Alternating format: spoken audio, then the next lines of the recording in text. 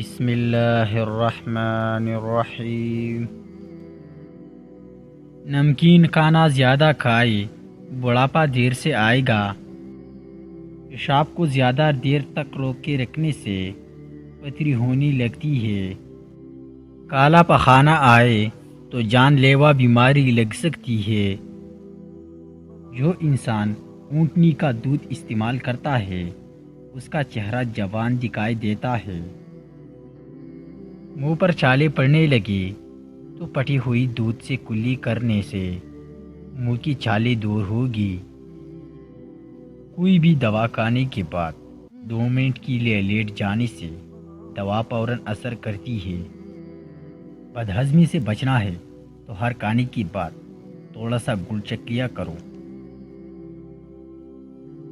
پیشاب آ جائے تو پانی پی کر پیشاب کر لو، گردے صاف ہو جائے گی۔ سمندری نمک کھا لینے سے وزن کم ہوتا ہے۔ گرمی کے موسم میں بند جوتوں کا استعمال کم کر دے، نظر کمزور ہو جائے گی۔ اگر چاہتی ہو کہ ساری زندگی پیٹ کی گیس اور قبض کا مسئلہ نہ ہو تو چند کام کر لو۔ کھانے میں ادرک اور کالی مرچ روزانہ استعمال کرو۔ کھانے کو ہمیشہ چبا چبا کر کھاؤ۔ ناشتے میں پانی یا دودھ میں اسپغول ملا کر پی لو۔ کھانے سے پہلے پانی پیو اور کھانے کے 2 گھنٹے بعد۔ زیادہ غصہ کرنے سے دماغ کمزور ہوتا ہے۔ پیٹ میں بنی والی گیس کو مت روکو، جتنا ہو سکے خارج کر دو ورنہ دماغ پر اثر پڑے گا۔ ہر دوسرے دن اپنے گھر کے دروازے اور کھڑکیاں تازہ آب و ہوا کے لیے ضرور کھولے۔ سوتے وقت دل کو گھبراہٹ محسوس ہونے لگے تو پیشاب کر لو، دل کی گھبراہٹ فوراً دور ہو جائے گی۔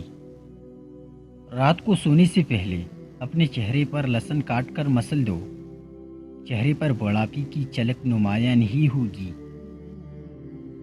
دل کی مریض لوگ آلو بخارا مت کھائے۔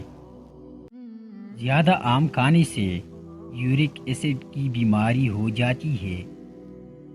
جگر کو خراب ہونے سے ہلدی بچاتی ہے۔ مسواک کرنے سے معدہ بھی ٹھیک رہتا ہے۔ تھکاوٹ اور پریشانی کے اندر ادرک والی چائے پیو، سکون محسوس کرو گے۔ روزانہ صبح کے وقت گھر کی صفائی کرنے سے رزق میں بے پناہ اضافہ ہوتا ہے۔ چنے کی دال کھاؤ، بخار قریب نہیں آئے گا۔ نیم گرم پانی استعمال کرنے سے دل کے وال کبھی بند نہیں ہوتے۔ اگر آپ کے سر کے بال گرنے لگ جائے تو ابلے ہوئے چاولوں کی پانی سے سر کو دھوئے، بال گرنا رک جاتے ہیں۔ اگر مونچھوں کے بال گرنے لگے تو جان لو آپ کو شوگر کا مسئلہ ہے۔